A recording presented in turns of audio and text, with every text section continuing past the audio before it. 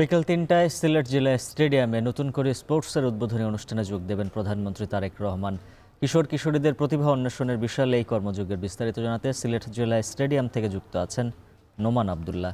নোমান, জানাবেন উদ্বোধনী আয়োজনে কি কি কর্মসূচি থাকছে?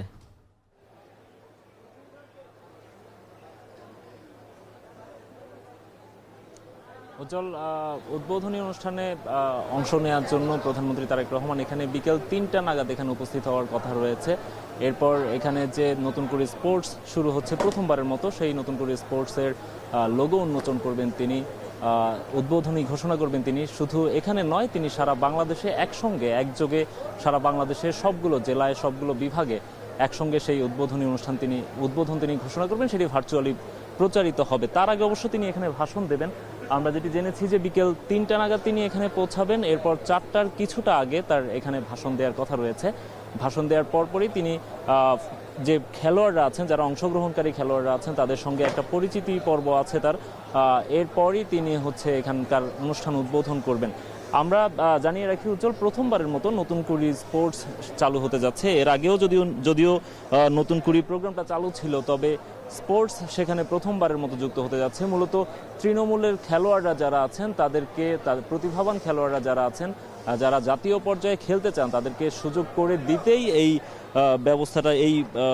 ব্যবস্থা গ্রহণ করেছে সরকার। এবং এটি মূলত নির্বাচনের আগ থেকেই সরকার বলে আসছিল, এটি তাদের ইশতেহারেরও একটি অংশ ছিল। তারা তৃণমূল থেকে প্রতিভাবান খেলোয়াড়দেরকে বাছাই করতে চান, সেটিরই অংশ হিসেবে তারা এই কাজ হাতে নিয়েছেন। বেশ বড় সড়ো পরিসরেই এটি শুরু হতে যাচ্ছে। আমরা দেখেছি যে সারা বাংলাদেশ থেকে অন্তত ১,৬৭,৯৯৩ জনের মতো এখানে রেজিস্ট্রেশন করেছেন। যেখানে আমরা দেখেছি যে ফুটবলে সবচেয়ে বেশি রেজিস্ট্রেশন করেছেন, ক্রিকেট থেকেও ৫০,০০০-এর বেশি রেজিস্ট্রেশন করেছেন খেলোয়াড়রা। মূলত ১২ থেকে ১৪ বছর বয়সী কিশোর কিশোরী যারা আছেন বিভিন্ন পর্যায়ে, তারা সেখানে রেজিস্ট্রেশনের মাধ্যমে অংশ নিতে পারবেন।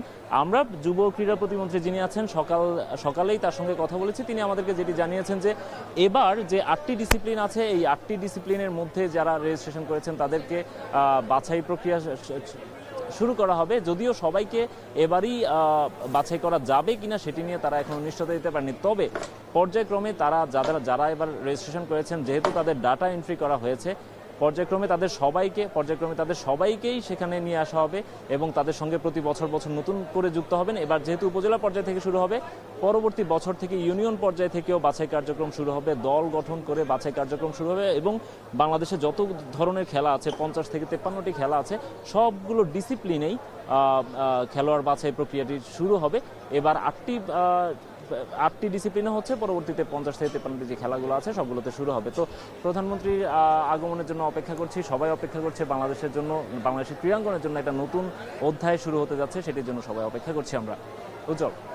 সিলেট থেকে নোমান আবদুল্লাহ জানাচ্ছিলেন বিস্তারিত।